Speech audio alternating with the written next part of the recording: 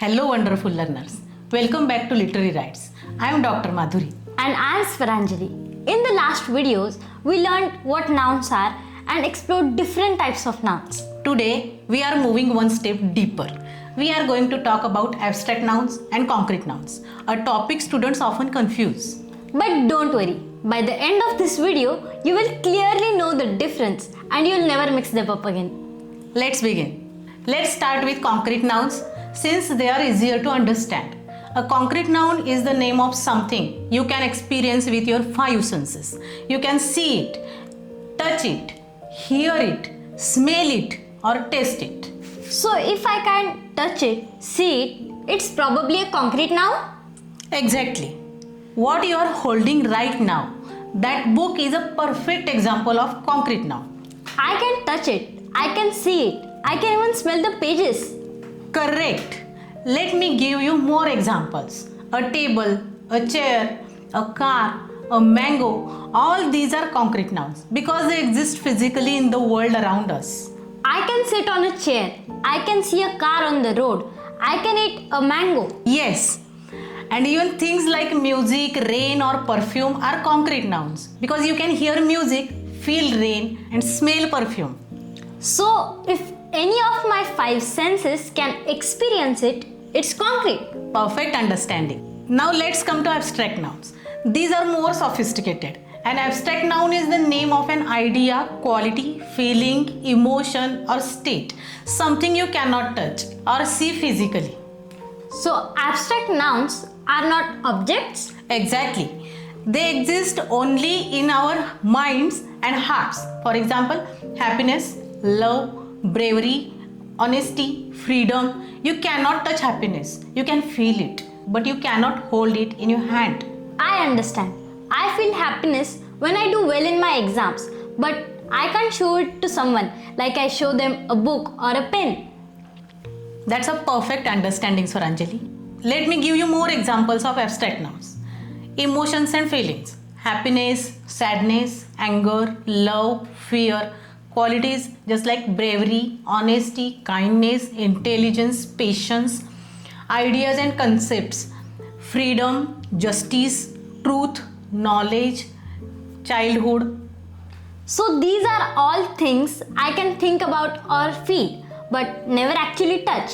Precisely. Mom, can we compare them side by side?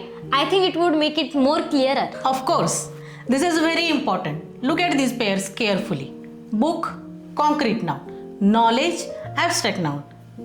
I can hold a book, but knowledge is what I gain from reading it. Excellent. Next pair. Soldier, concrete noun. Bravery, abstract noun. I can see a soldier, but bravery is the quality the soldier has. Perfect. One more. Child, concrete noun. Innocence, abstract noun. The child is a real person, but innocence is the quality of being innocent. Exactly. Notice the pattern? Yes, the person or object is concrete, but the quality or idea connected to it is abstract. This distinction is extremely important for grammar, writing, and literature. Let me share something beautiful about how writers use these nouns. In literature, writers often describe abstract nouns through concrete images to make them more powerful.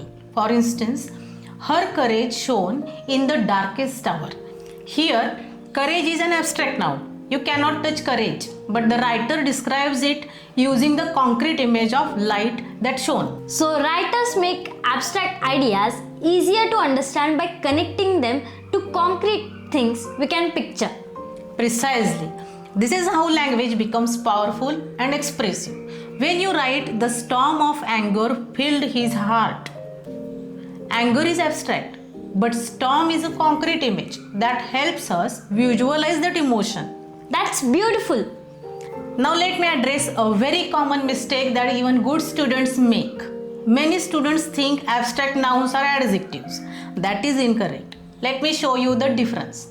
Honest, this is an adjective. It describes a person. Honesty, this is an abstract noun. It names the quality itself. So, he is honest uses the adjective, but honesty is important uses the abstract noun. Perfect. Let me give you more examples. Brave, adjective. Bravery, abstract noun. Kind, adjective. Kindness, abstract noun. Intelligent, adjective.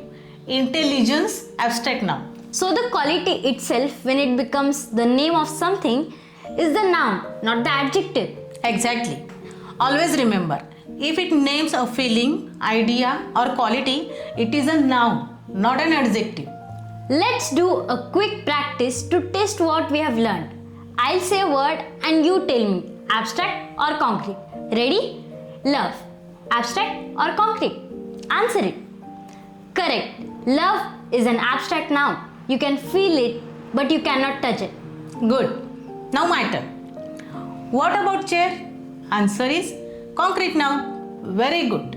You can sit on it, touch it, see it. One more. Freedom. Abstract noun. Freedom is an idea, a concept. You cannot hold freedom in your hand. Excellent work today. Today you learned a very important distinction between concrete nouns, the things you can experience with your senses, and abstract nouns, ideas, feelings, and qualities. Now, here is your task. Look around you right now and write down 5 concrete nouns and 5 abstract nouns. Share them in the comments below. We would love to see your answers. In the next video, I will teach you countable versus uncountable nouns. When to use many or much, few or little. It's going to make so much sense. Subscribe to Literary Rights and let's build your grammar confidence together.